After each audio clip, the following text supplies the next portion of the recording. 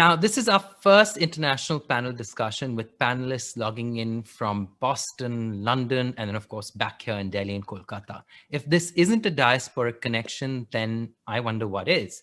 This panel will engage with how we carry our Indianness to the global world and how bits of it return here in some form or the other. Diasporic connections, influences over space and race. So here are the panelists in no particular order. Kareem Khubchandani, author, drag artist, assistant professor, theater, dance, performance studies at Tufts University. Myna Mukherjee, Neeraj from Lotus Visual, owner, Lotus Visual Production. Dhiren Borisa, Dalit queer activist, assistant professor, Jindal Global Law School. And the session will be moderated by Sandip Roy, who's an author and columnist. I hand over to you, Sandip, and I bow out. Thank you, Shivraj. Hello, everyone, and welcome, and let us pray to the internet gods. Wow, you have a super cool background, Neeraj. I feel I'm having Zoom anxiety here, not just about Wi-Fi, but now about background anxiety, lighting anxiety. It's very difficult doing these things. But thank you, everyone, for joining. Thank you, everyone who's listening and watching. And let's just jump into it. And I wanted to start, since Shivraj has already introduced the panelists, I wanted to start with something that struck me while we were listening, while reading some of the initial thoughts and ideas you guys had. Where, we talk about all these very important things: diaspora, community, movement, rights, intersectionality. But at a very fundamental level, most of our journeys begin with trying to understand desire and what it means to be desired. And these things get even more complicated when you become part of the diaspora or you're in some way not part of the mainstream. So I thought maybe I could start by asking each of you this very simple question.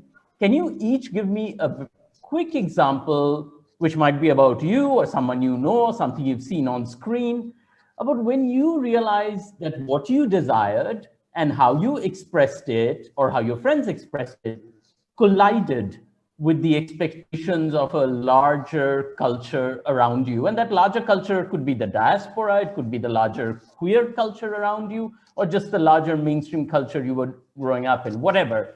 And since I'm asking the question, I thought it was only fair that I sort of set the ball rolling and do my little confession part of it.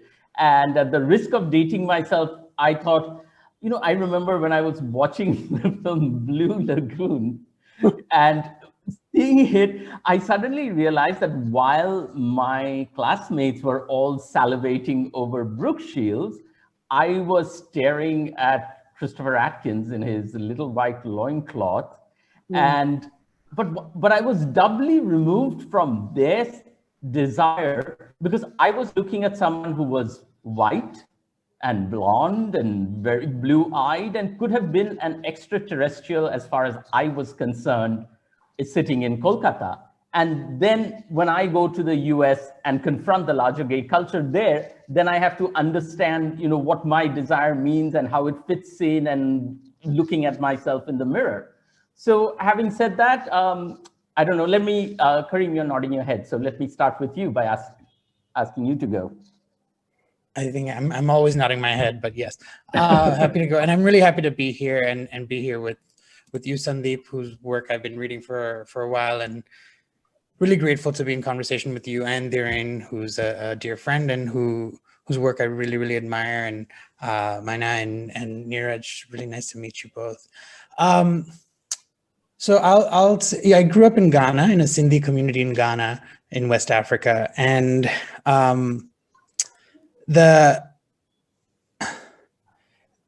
to me, the stories I tell in my book and elsewhere about transnational circulations, and the thing that made me queer were Stardust and Filmfare magazines, and these were magazines that sort of catalog Hindi film stars and their gossip and all the fashion and photo shoots, but they they would they would be brought from India to Ghana and circulated from auntie to auntie to auntie, and end up in our family bathroom. And it's there where I sort of, these like bare-chested Sunny Deols and Akshay Kumars were the center of my my desire. But that and I knew it was sort of inappropriate, but that really was brought into relief in this moment where my mom and her friends were sitting together for our afternoon like chats one day, and someone just brought up a discussion topic and said, what would disappoint you more, if your child told you he was quitting college, or if your child told you he was gay?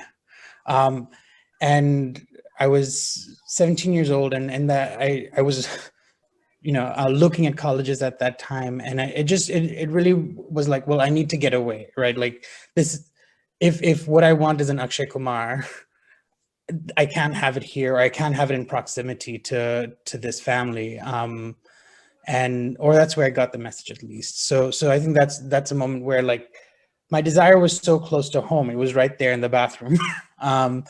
But also I had to get away from it in that sense.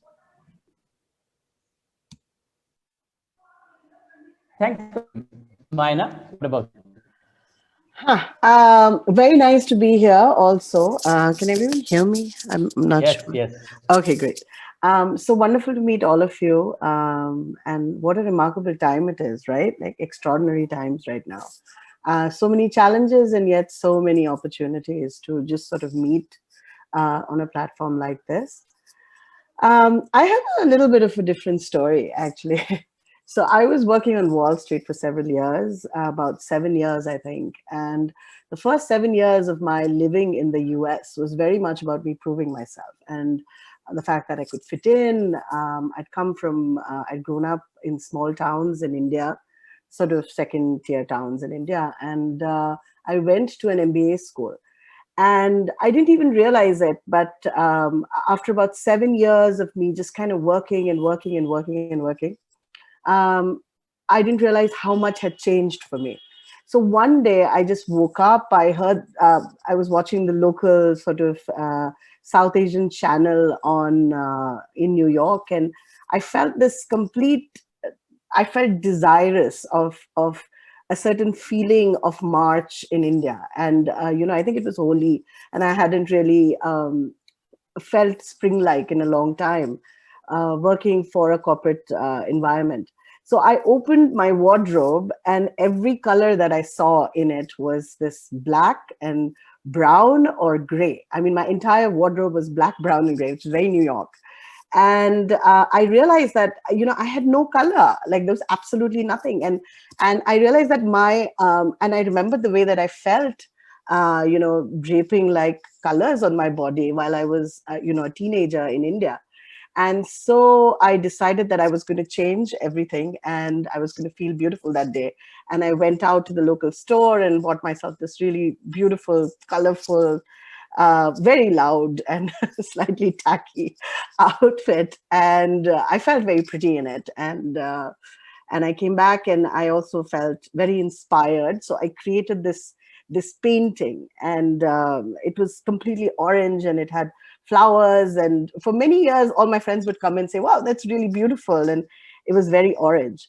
And then I remember a couple of years later, I was with a lover, and we were talking, and I'd had a crush on this person for a very long time, and we were just starting to get together.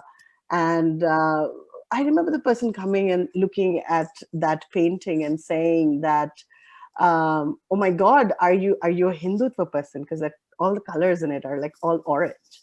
And so, I mean, for me, I kind of felt like, okay, my kind of putting my foot down and saying that color was part of my identity, and I was going to wear this in Wall Street in a corporate environment, was a sort of political kind of, in my own way, an assertion, right, of my identity. And with my lover, suddenly I felt that it was a certain kind of prejudice, and it's this prejudice that made me feel at odds both in both worlds, right? Like, and that's the displacement that eventually felt like home, like, because as a diasporic person, you kind of feel displaced in all worlds, and eventually the displacement becomes home. And it also reminded me when, Sandip, you asked this question about feeling at odd with the environments, and I realized that prejudice kind of makes victims and instigators of all of us, right, in a certain kind of way. I mean, it doesn't matter which side of the line you're standing in, but so that's my little story to begin with. I don't. Thank you. That was lovely. Thanks for sharing that, Myna. Dhiren, what about you?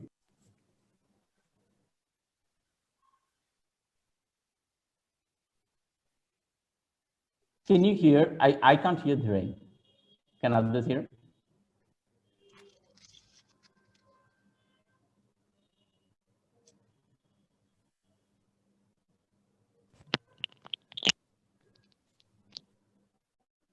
Hi, can you hear me now?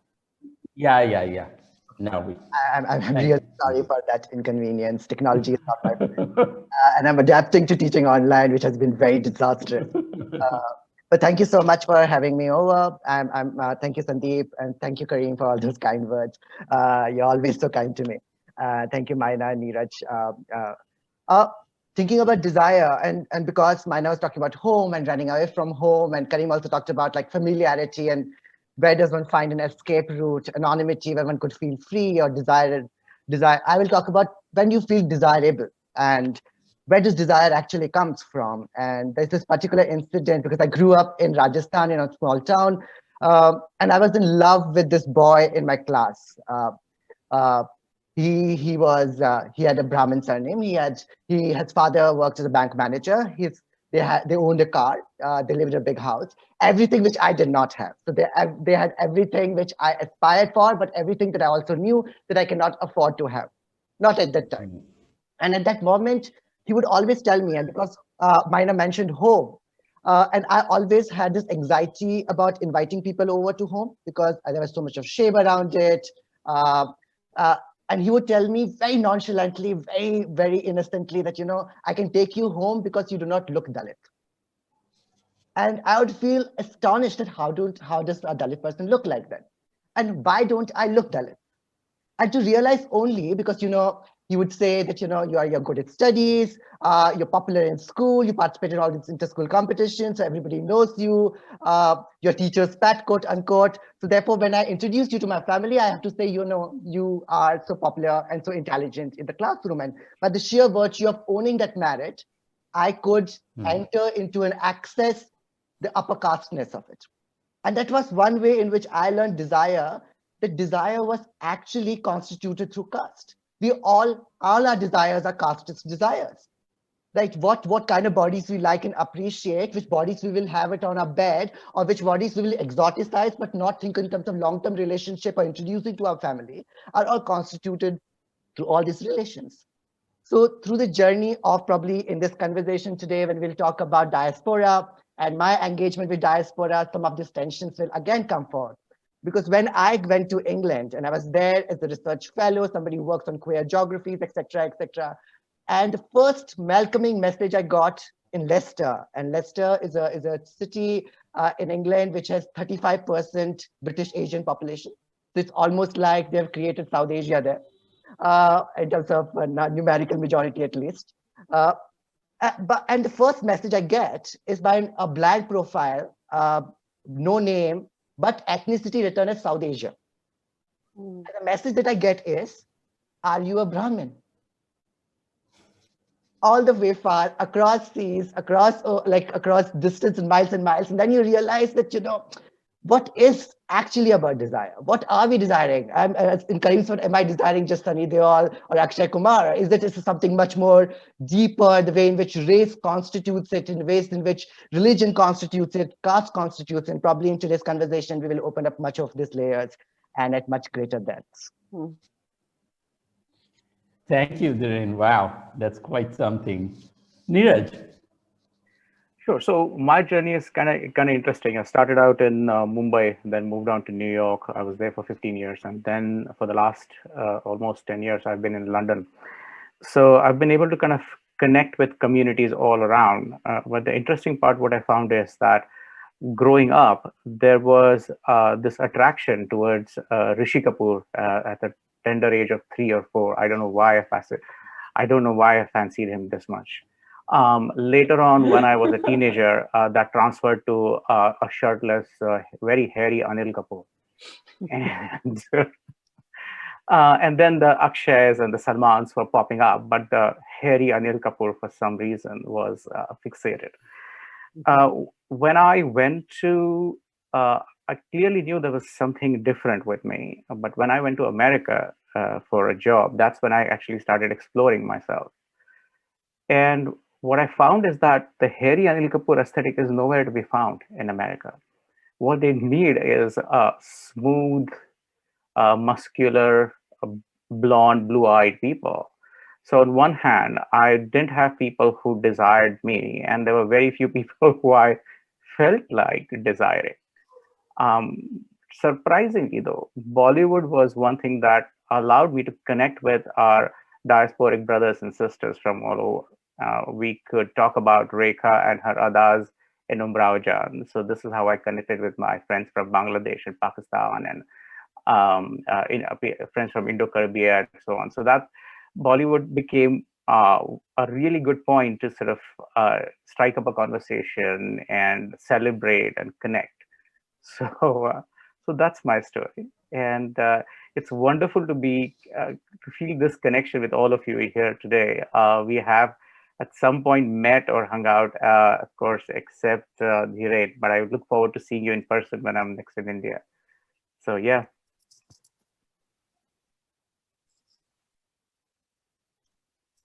Sandip. Have we lost Sandip? I think he's having connection issues.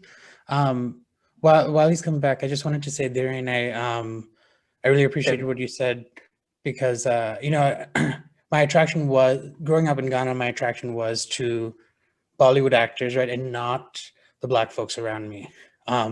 Given the deep-seated anti-Blackness of South Asian communities, I wasn't allowed to see them as potential partners. There were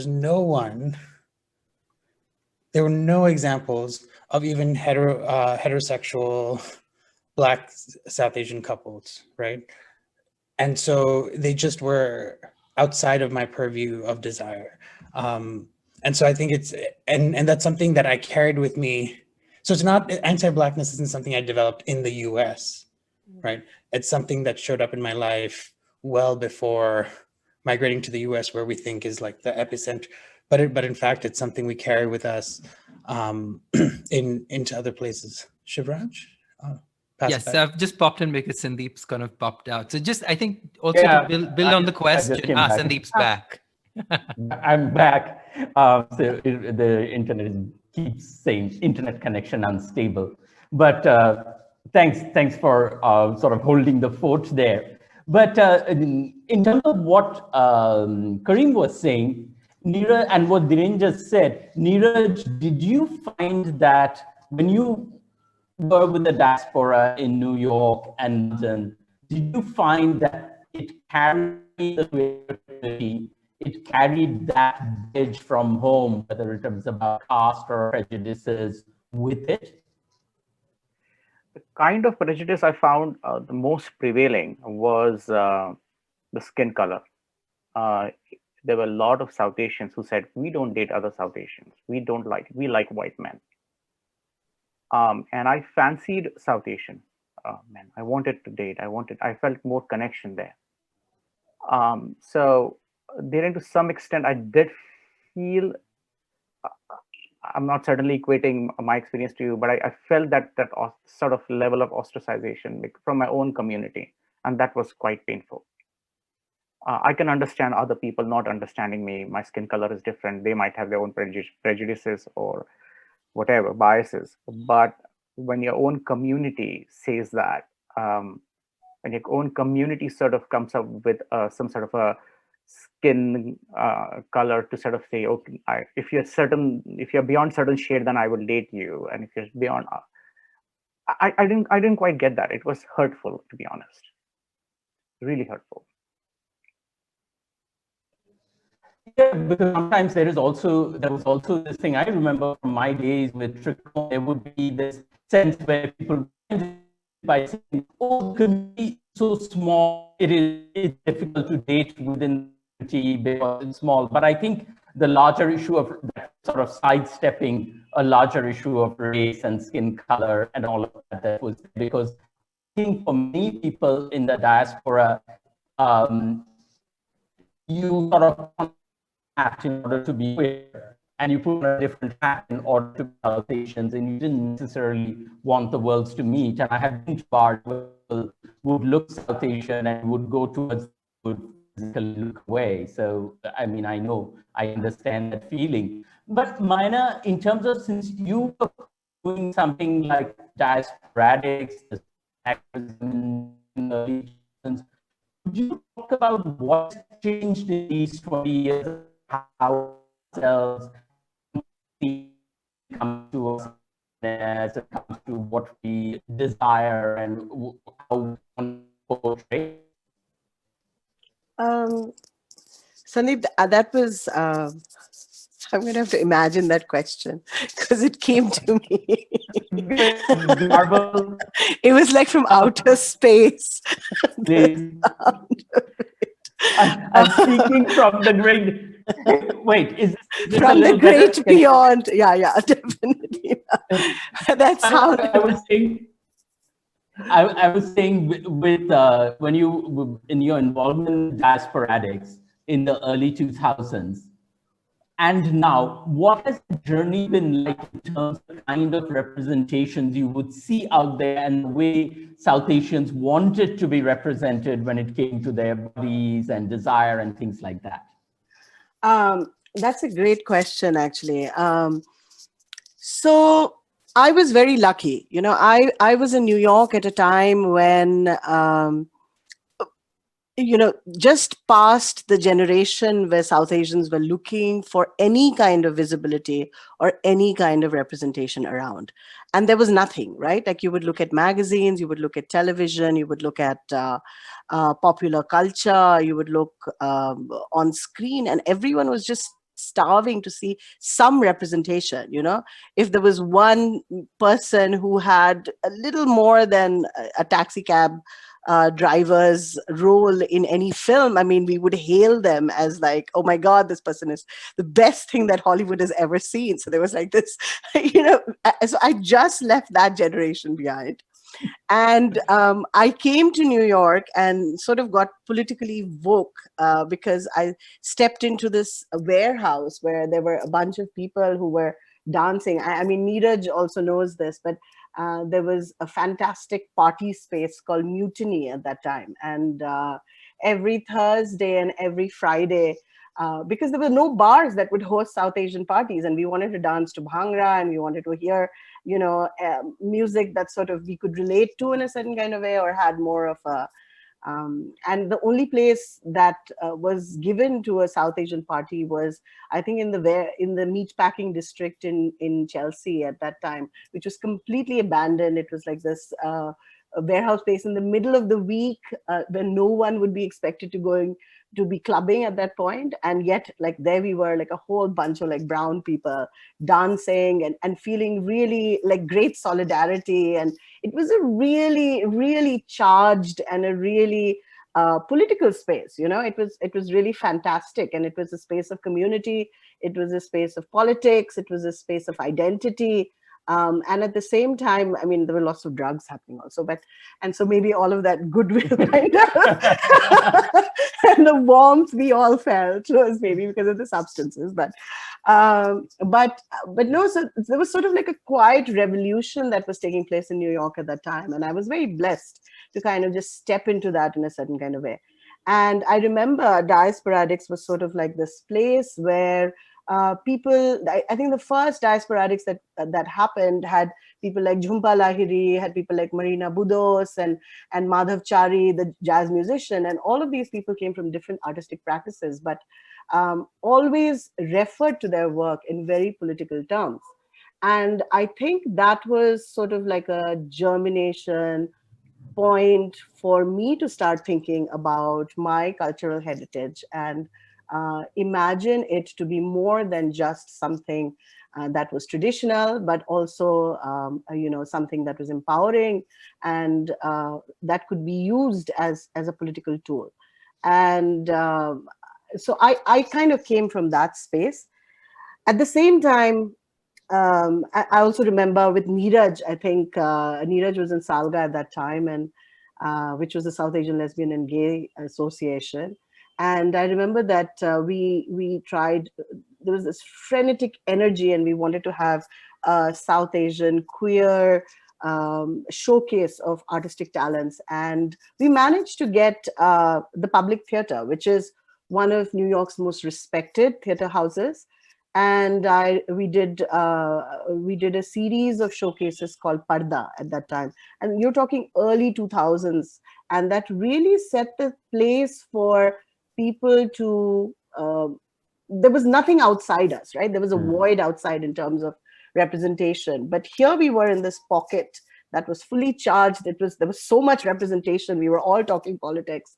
So it was a very strange kind of place. And the more we talked, we didn't realize that we were just kind of talking to ourselves maybe. And we thought that, but when we stepped out, we realized that the politics of representation were really skewed, because we saw ourselves as fully embodied with both the tradition as well as the politics. But when we stepped out to a larger world of a New York audience, we felt the same kind of prejudice of exotification. There was a lot of conversation about, if you were political and your art was political, is that authentic enough?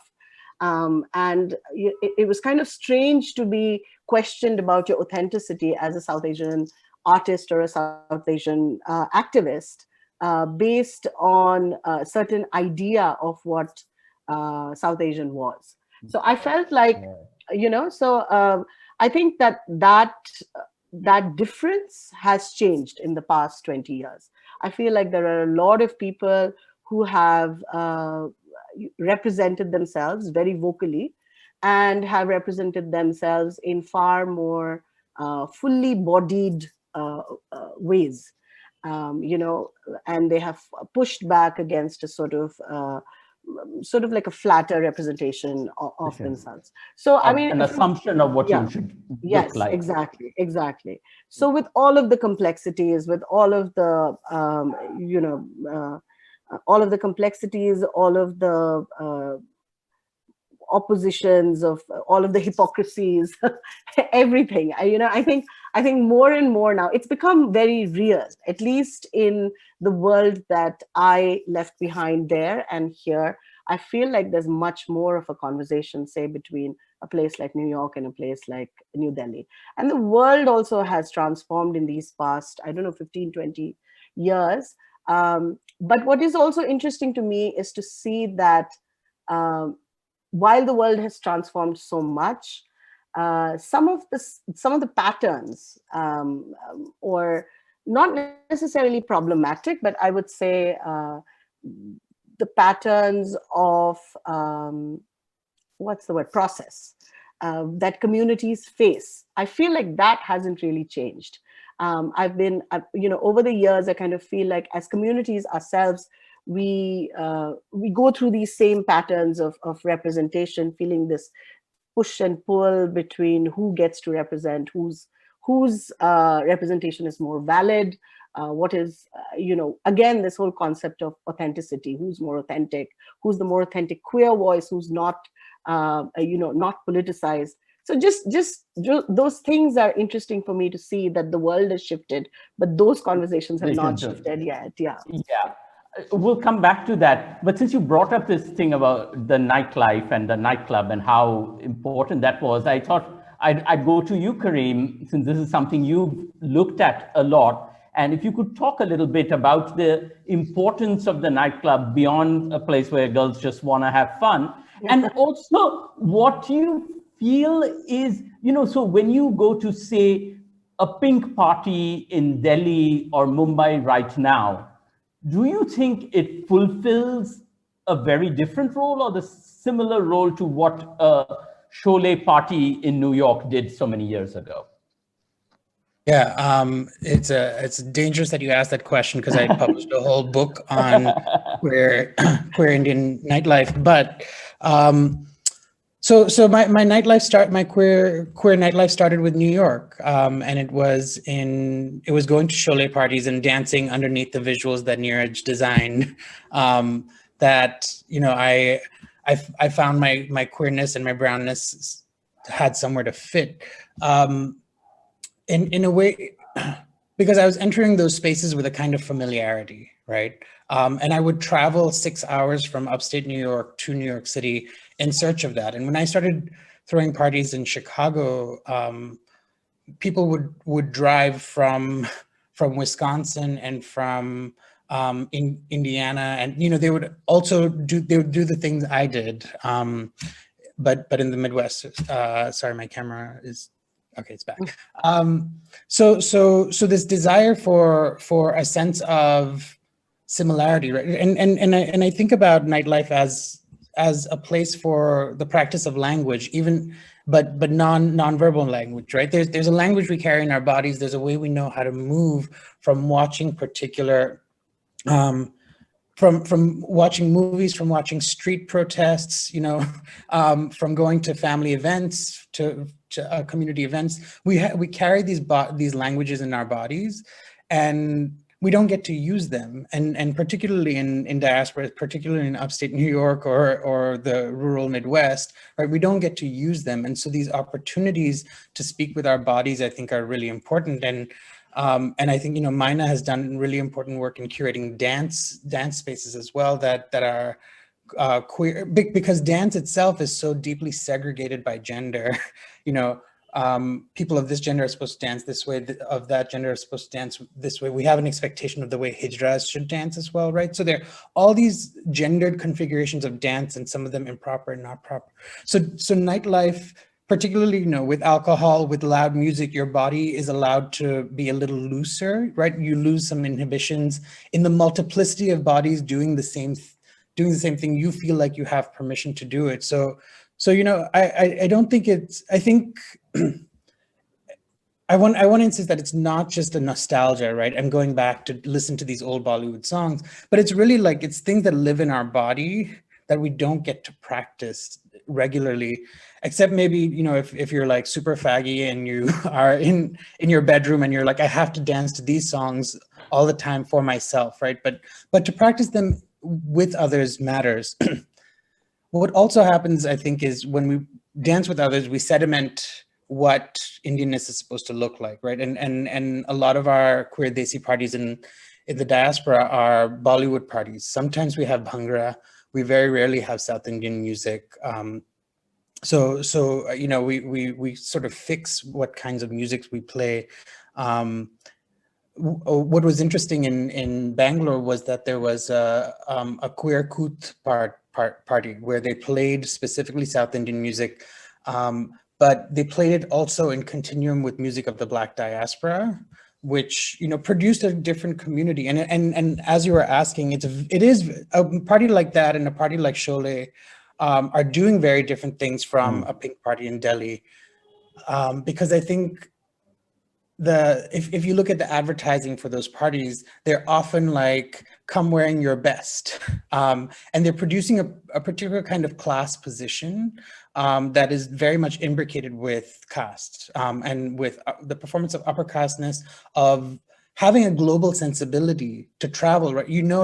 There was once the hipster ball in Bangalore, and they were like talking about Wicker Park in Chicago and about Brooklyn in New York, to people who've never traveled there, right? And don't understand these global imaginations. So there's an implied, I think in some of these parties in Bangalore, Bombay, and Delhi, there's an implied global character that people are supposed to try and achieve, and sometimes it feels impossible to, like, even for me as a diasporic subject, to be like, I don't have these things in my wardrobe to show up to the party performing this, right? So there's some fantasies of globalization and whiteness that I think are replicated, which is why I love the guys who take their shoes off at those parties and dance barefoot against the rules of the club and against the expectations of the party, because that is in some sense how we dance too, right? It's what we hold in our body and know it's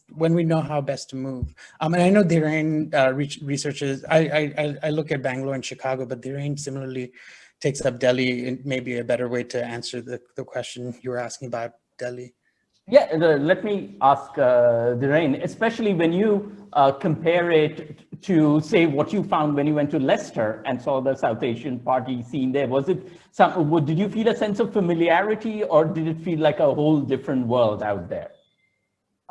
It's very interesting. I think thanks Kareem for setting that up, because I also love dancing, and I have a particular relationship with dancing because my mother never liked me dancing, and therefore I like dancing more. Despite the fact I love my mother too much, but she thought I danced like a girl. Like, what's wrong in dancing like a girl, and what does it mean to dance like a girl? I dance like a diva. That's enough. So and because me coming from, say, a small town in Rajasthan to Delhi was itself a step forward. It's a way in which one was imagining freedom. So what I'm saying, we are imagining through those party spaces, through those community building, a possibility where we can experience the sexuality and desire in the way we expect it to. Notwithstanding that when we come to these big cities, be it London, be it New York, the cities already have a particular queer imaginations. And those imaginations are which we actually then relate with. So there's a dialogic relationship being built between what expectations of desire I come with, but what kind of desires are available to me. And that negotiation is what then builds most of these spaces. So because I also do, and I would have some of ethnographic vignettes to talk about from UK, because I tried studying queer nightlife in UK. Bollywood gay nightlife in UK, because a friend often tells me, the opposite of pride is not shame, it's loneliness. And we are lonely to the core. We're seeking community, we're trying to build community, and Bollywood, as Kareem mentioned, and Myna mentioned, that allows you to create it. So go to England and you would know there are only 3 cities in the entire England where Bollywood gay nights are happening. It is Manchester, Birmingham, and London, right? And they're monthly parties. So they would have one party in the month. So I'll start with a bit of some stories from each of these spaces, vignettes that will open up the conversation further. So one, Birmingham is the first gay party I go to. In UK, I'm extremely excited. I try to dress as exotic as possible. That is what I will dress in India as well. I wear a dhoti and go there, and every South Asian person there was like, you are the authentic, the playing with authenticity. You're like, you're the home, the nostalgia. We have never been to home, but you're bringing us that thing, the charm to us. And in that moment, when I'm introduced to this bunch of people in Sathi night in Birmingham, which is like, because it's a lot of Punjabi demographics, the Bhangra is the dominant music in that space. And I'm introduced like, I've come from Delhi, and I've come from Delhi, and I do this particular study on queer geographies, etc., etc.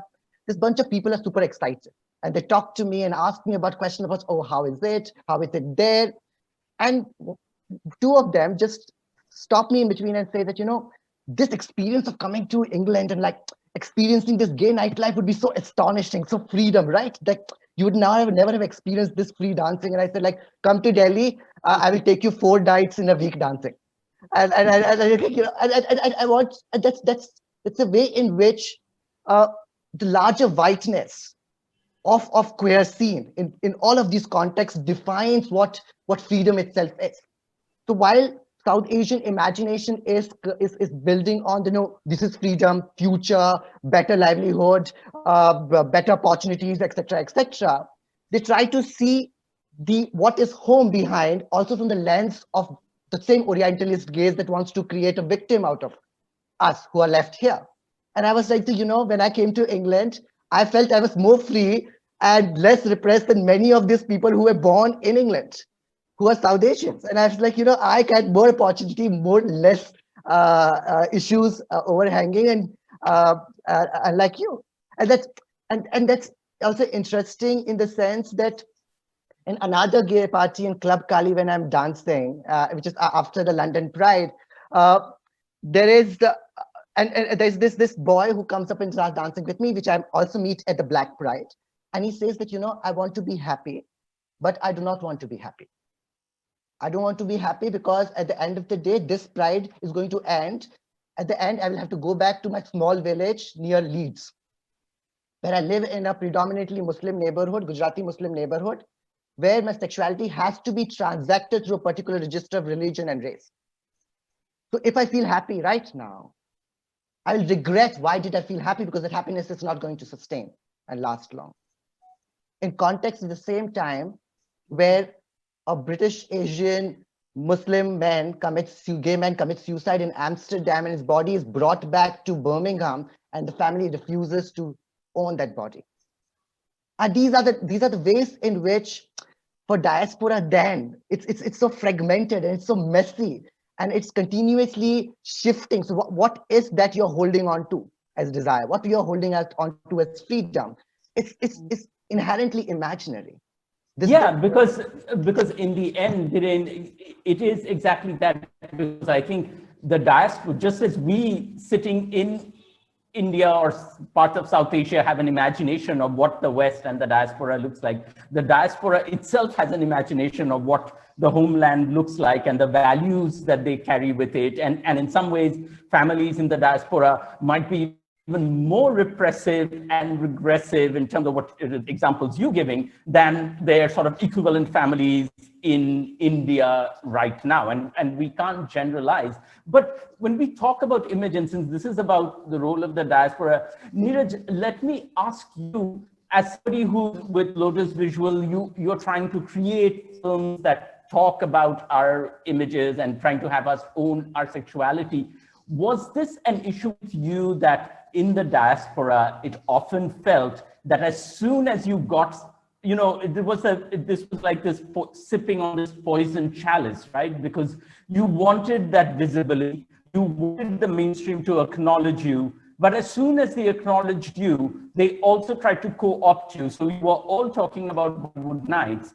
But I remember at one point a few years ago in San Francisco, I go to a Bollywood night and it's almost entirely white people. And they have a rickshaw that has been dressed up in fancy colors. And white people have discovered Bollywood and they are all driving, and South Asians are like, we don't want to come anymore because it's not our space. How do you navigate that tension when you're talking about images and films and things like that? So the real reason I started my production company, which primarily focuses on South Asian queer experiences, is because I found that either there was not much representation or agency for any of the filmmakers to bring the stories, or whoever was owning the narrative was largely cisgendered heterosexual men or predominantly white men. Nothing against them, but they were telling the stories through their eyes. And it was very important for us to tell the stories through our eyes. A trans person narrating the experience would be a lot more authentic than even me narrating their experience. So from that point of view, I think it's really important that who tells the story, who owns the narrative. I think that we have come from this way where we didn't have any representation to a completely different space where we have become a flavor of the month. There are people who are using LGBT characters just to create sensation, and there are people who are misrepresenting us. We have seen some horror stories of Bollywood films which were released as early as last month. With gross misrepresentation of trans characters and so on. So this is something that we need to kind of be aware of, that we have gone from place of not having enough visibility to having a visibility to us being some sort of the flavor of the month or a wow factor or so. Long story short, owning our own narrative and being true to who we are is the key. It doesn't matter where we are. I also believe that these are the experiences that help us connect with our diaspora better. So when we understand the queerness in our own terms, when a trans experience of a South Asian person comes across on a screen, it's easily identifiable for the people in diaspora. And this is one way for us to connect better with ourselves, connect like be true to ourselves, be true to our stories, and feel that connection across, irrespective of wherever you are. Myna, when you are talking about trying to subvert, be subversive, play with the images and the expectations people have with you in terms of, and what Neeraj was just talking about, and connecting with our being true to ourselves and owning the story. At one time, 20 years ago, 25 years ago, just being brown and queer was subversive enough. You didn't really have to do much more beyond that to be out there on stage, and you, I remember my friend and Shafiq Sajid doing this wonderful performance on a stage in San Francisco where he's just reading a letter from his mother, and he's wearing a sari, like a Gujarati, and he's just reading, and people are in tears because they've never seen that happening. Now, 20 years down, do you think being, what more, when queerness, as Neeraj was saying, becomes the flavor of the month, Bollywood is trying to co-opt it, there's gay characters everywhere, it's become cool. How do you still try and subvert this hegemony, this representation that gets foisted on you?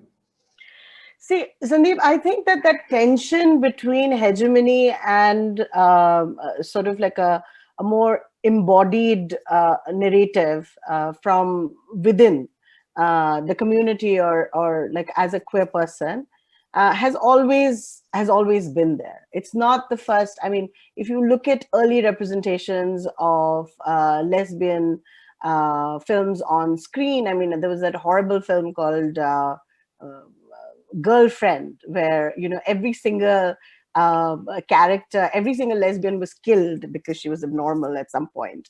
And it's not just true for South Asian representation. That's been true for there's a wonderful film called The Celluloid Closet. I don't know if you've seen it, but that's basically talks about the same kind of representational tensions in Hollywood. So I feel that what was amazing about Shafiq or any of the works that we would see early on from our community sort of activist artists, I think what really cuts across, and this doesn't necessarily have to do with queerness, I think that it has to do with the most specific things sometimes are the most universal, or the most subversive. I mean, I feel like Neeraj said, I mean, the more truth that we use while telling our stories, that essentially, and that story doesn't need to be, that story doesn't need to be the common story that cuts across, but sort of being as specific about whether you're talking about desire or longing or representation or identity, memory, whatever it is, the more specific you are, the more universal it is, the more authentic, if you feel it is, and actually the most subversive, because that is really the subversion, is to be able to tell your story with integrity and with honesty and with an extremely high degree of truth. That's actually a really good point, Myna, because I think that is the ultimate subversion that most of us as queer people have dealt with at some time, that we can come to any space and somehow be fully ourselves, whether it is as Lahore, Pakistan, or whatever. But Kareem, in that sense, do you think that that with a more globalized language of human rights around the world, do you think that the difference between what is the diaspora and what is back home is now shrinking? And if so, is that a good thing? I think one of the things I found early on in my research was that I had a very similar experience to Dhiren. Was when I started doing my interviews about nightlife, people would say, so lucky we have this in Chicago and New York and San Francisco. They could never have that in India. And then my parents had retired in Bangalore, and so I went to visit them, and I I saw the nightlife that was weekly instead of every 3 months. And I was like, wait, no, they have much more here.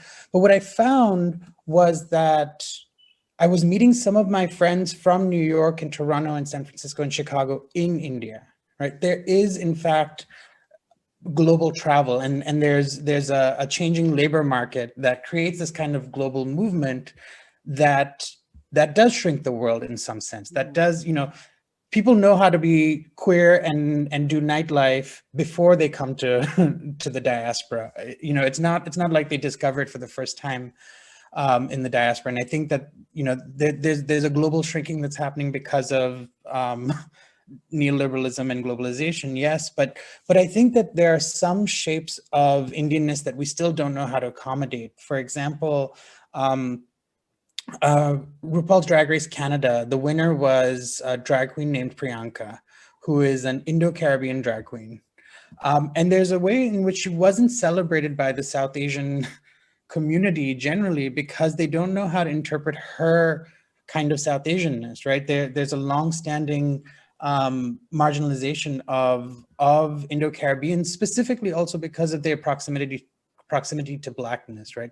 There are ways that she's going to dance and whine and references she's going to make, like she does in the show of Miss Cleo, that go over the sort of Bollywood South Asian global aesthetic. And so, I was really, she's brilliant. She's funny, she's young, she's cool, she's so easy on camera, but she doesn't get the kind of global Indian recognition that other figures might, right? Because she doesn't register in the same way. But where I think some of the best global production is happening is on TikTok, where you've got these like Gay Desi TikTok is teaching us about colonialism and about casteism and about they're making normal words like heteronormativity and caste privilege in ways that I'm like, how are you putting this all together? It's kind of amazing. My only sort of sadness around it is that often the person that gets it often comes at the sake of sacrificing their parents or their aunties or uncles, right? Like, it's like that generation doesn't get it. We're doing it right now. And I think that's the way we felt when I was a part of the Youth Solidarity Summer in New York, was like, we're the generation that gets it and they don't. But actually, I wonder what intergenerational global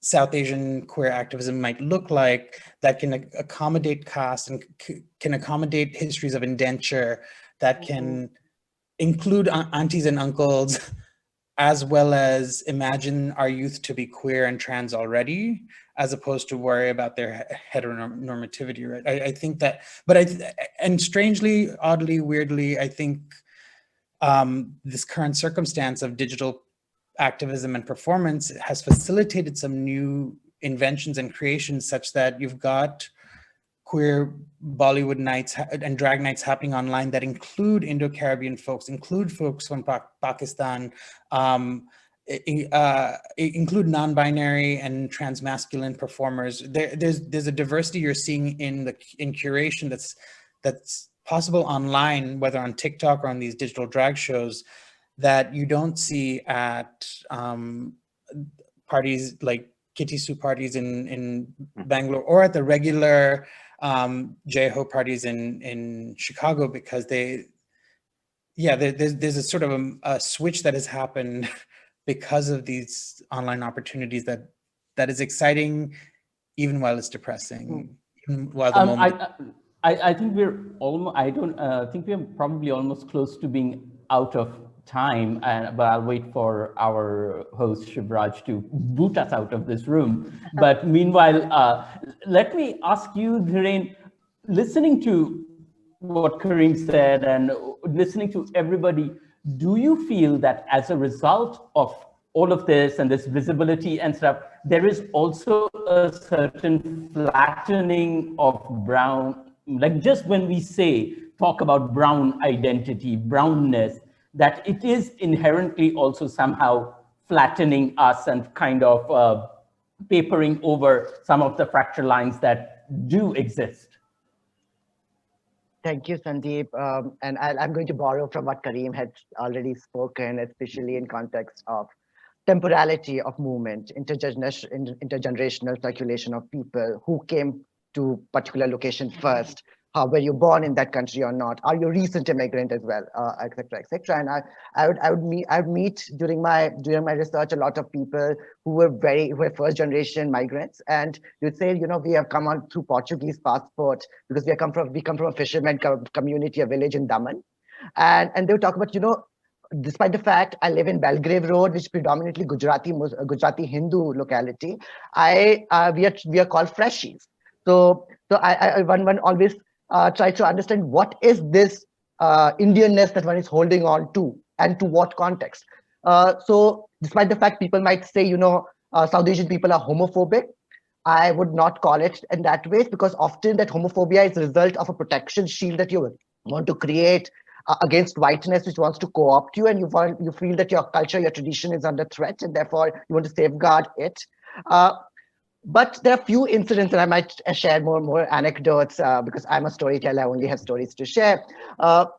Is a sex bar. It's the first sex bar I ever went to just before going to the Sati night, called Bolts in Birmingham, and it's very interesting because it's totally white. And I was feeling extremely alienated. I had gone with a white man because a friend that I was supposed to go with said that, he will reach there later. And I'm there standing at one corner. I only see one more brown person at one corner.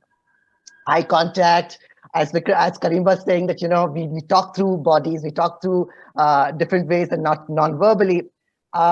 He reaches out to me, and I share what do I work on. This person is from Mirpur, from Pakistani occupied Kashmir, and I'm talking about the situation in March and April, just after the Pulwama attack had happened in India. We had a tough situation geopolitically with Pakistan. We were on the war front, and the tension that we're growing up here.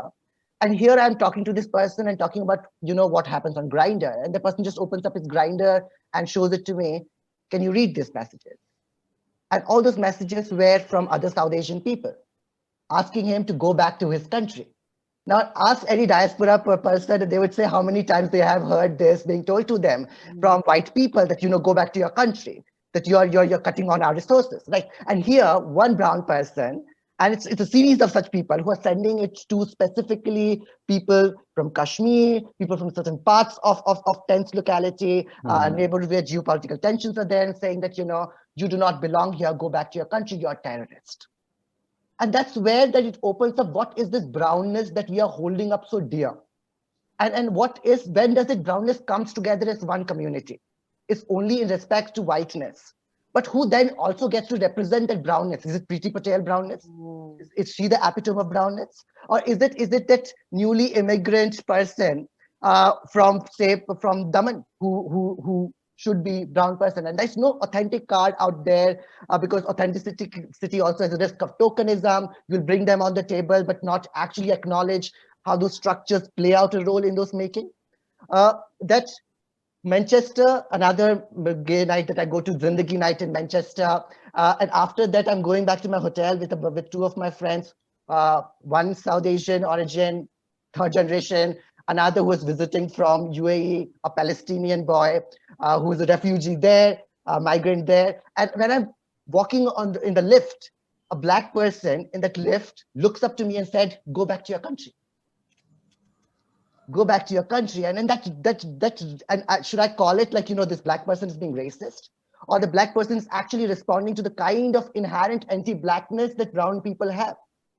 That kind of violence that India, what most of these diaspora would call home, or has certain kind of nostalgic relationship with, is where black people are continuously murdered and harassed, etc. So how tensed is this brownness that we are navigating from geopolitical lenses, from religious lenses, etc., that people in Belgrave Road will not talk to people in Spiny Hill because there's a Gujarati Muslim neighborhood and there's Gujarati Hindu neighborhood, and within Gujarati Hindu neighborhood, there's all different temples where different caste groups go to different temples. What are we recreating in terms of South Asian imagination?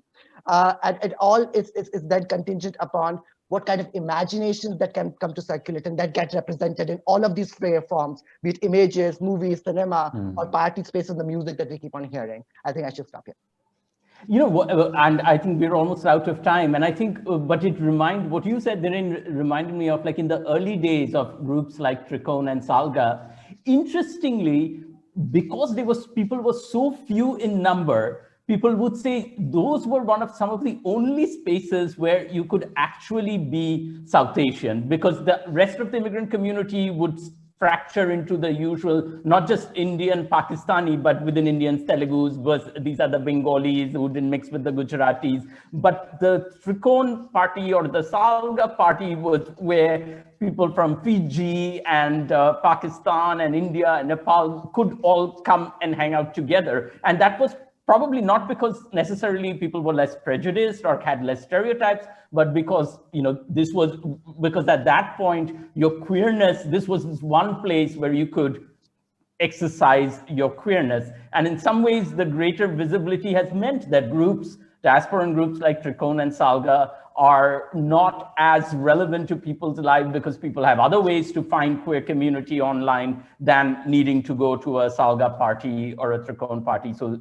their roles have changed. And we're almost out of time. So I would just like to go to each one of you and give us one line thought about what you feel going forward. You're talking about building bridges, you guys go back and forth between the diaspora and think, what do you think going forward is going to be the challenge in trying not to build necessarily a flat brown community, but actually a community that accepts and revels in the complexity of what it is and is more honest about the kinds of conversations? What are sort of the fracture lines that you've seen? So maybe we'll start with you, Neeraj, since you are actually in the business of producing images and films that facilitate these conversations. So I think the most important thing is that there are lots of groups and individuals that are trying to do similar things in diaspora and in South Asia all over. It's important to bring these people together, be they activists, artists, whatever be their activism, whatever be their mode of expression. Really important for all of us to come together, learn from each other, engage, collaborate. I think that's the way forward. There are multiple forces fracturing us, but there is this inherent something beautiful that unites us. We need to recognize that, and we need to figure out how we can actually use that as a power to bring us together and make us stronger. Thank you. Myna? I agree with what Neeraj says, but I slightly disagree as well. I think that it's okay to be different. I don't think we all have to come together to one place at all. I think it's wonderful to be different. That's how I think of myself as being queer. And it's important to engage with that difference, even within the queer community, and to realize that we're not a monolithic community. We are very diverse, and to not have a hierarchy on each of our representations. All our stories are unique. To be very careful about recreating the same kind of hegemony that exists outside, to not replicate that within the queer community. And the way to do that is to have more stories, like Dhiren said, more storytellers telling their own truths with as much vociferousness as possible, and to insist on those stories being true and to insist on those stories being heard. So, well, I don't think vociferousness is any problem within our community. We are happily vociferous. Kareem? I would say as an aging auntie myself, I've been thinking a lot about aging and memory, and I think there's a lot of discourse that being queer and South Asian is new, right? And a lot of young people are positioning themselves as the first of X, but in fact, there's been many firsts before this moment of queer brown visibility, global brown visibility. And so I think my last line is to really think about intergenerationality and what we might learn from each other, and to not throw away our aunties and uncles in the process of becoming good liberal activists. In fact, I should mention that when I used to edit Tricone magazine, the very first advice column we had was called Shanti's Auntie. And our friend Puneet in Boston didn't actually write the advice column, but was the auntie face of that column. So we will always be grateful to the aunties out there. Dhiren, you get the last word. Yeah, I think queerness is something that holds all of us together and can be inhabit or create a party space where all the differentness can come together. Because I don't think so people have that kind of anxieties, like so vociferous that way I narrated in today's thing. People come together. All these Bollywood nights make possible for people to come together across ethnicities, races to dance. The only thing to understand is when does that collapse? When does that fragment? And can we hold our differences and the union in the similar breadth, in the similar complexities and wholeness that we allow our own queerness in some way? So I feel to imagine that, initially Salga spaces did not care about these things. I used to also not acknowledge that inherently all of these spaces were built through structurally cast networks, who came first, who had access to resources, who could be part of who would own their sexuality, etc., etc. So it has always been structurally streamlined through caste, class, race, religion. Not that it happens today. So therefore, when it gets visible, it is to acknowledge that visibility, not to just cover it up, say, no, this is nothing is wrong with our community. To acknowledging the disease is one step to say we can find a vaccine to this virus. Oh my God, you brought us all back to the pandemic. Thank you. Well, from this year. Thank you everyone for joining us.